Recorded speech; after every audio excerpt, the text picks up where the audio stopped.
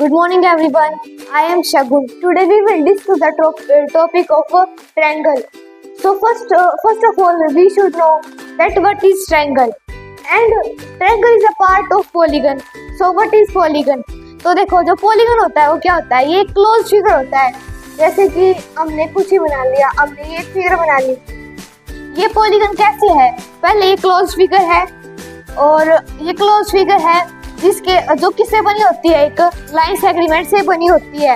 अब पॉलीगन भी two types के होते हैं, कौन कौन से? पॉलीगन और इरेगुलर पॉलीगन। रेगुलर पॉलीगन कौन से होते हैं? जिसके सारी साइड्स और सारे एंगल्स इक्वल होते हैं। और इरेगुलर पॉलीगन वो होते हैं जिसकी साइड्स और एंगल होते हैं वो अलग अलग होते हैं। अब जो होता है स्मॉलेस्ट पॉलीगन कौन सा है?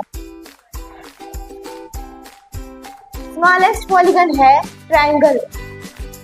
अब ट्रायंगल स्मॉलेस्ट पॉलीगन है तो कोई भी जो फिगर होता है वो कितनी लाइन सेगमेंट से बना होता है? छोटे से छोटा 3 लाइन सेगमेंट से ये बन गया। तो ये क्या है? Triangle.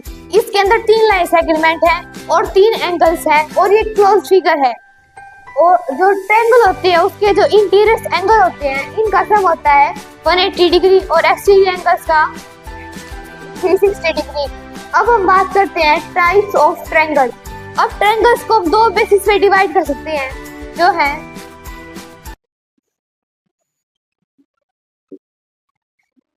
Basis of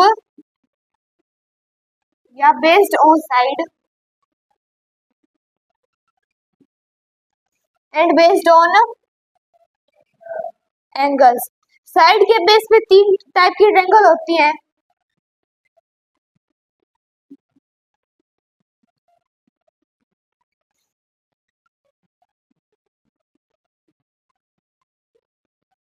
equilateral triangle, isosceles triangle और स्केलर ट्रायंगल।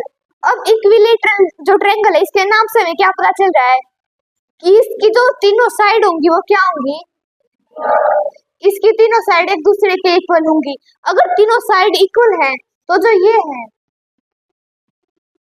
ये कितने डिग्री के होंगे एंगल्स? 60 डिग्री के। अब बात आती है आइसोसेलेस ट्रायंगल की।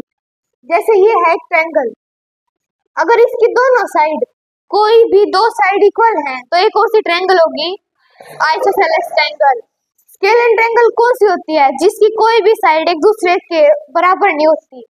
जैसे ये हो गया, ये ट्रायंगल होगी, इसमें कोई भी साइड एक दूसरे के इक्वल नहीं है तो ये कौन सी ट्रायंगल है? Scalar triangle. अब एंगल के अकॉर्डिंग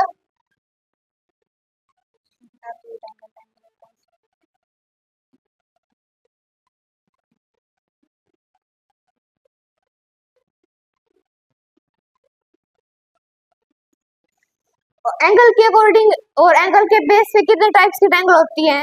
3 टाइप की। Acute angle triangle, right angle triangle और ऑब्ट्यूज एंगल ट्रायंगल। अब इससे पहले हमें ये पता होना चाहिए कि एक्यूट एंगल कौन सा होता है। किसी को पता है एक्यूट एंगल कौन सा होता है? अंजलि।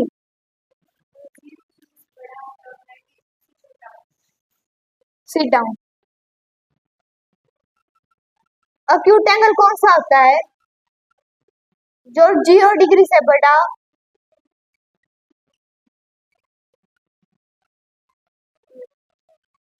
जो 0 डिग्री से बड़ा होता है और 90 डिग्री से क्या होता है? छोटा होता है।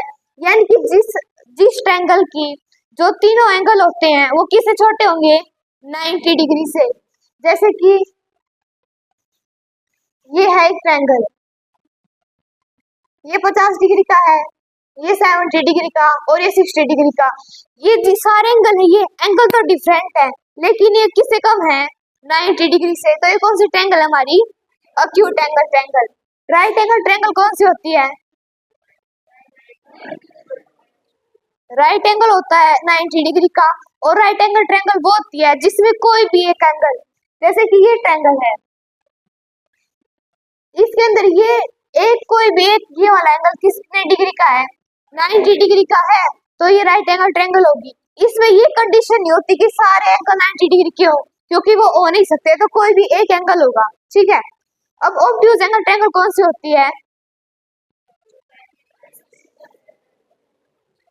इसके अंदर कोई भी एक एंगल 90 डिग्री से बड़ा और 180 डिग्री से छोटा होता है। जैसे कि ये एंगल मान लो ये हमारा 120 डिग्री का, तो ये किससे बड़ा हो गया?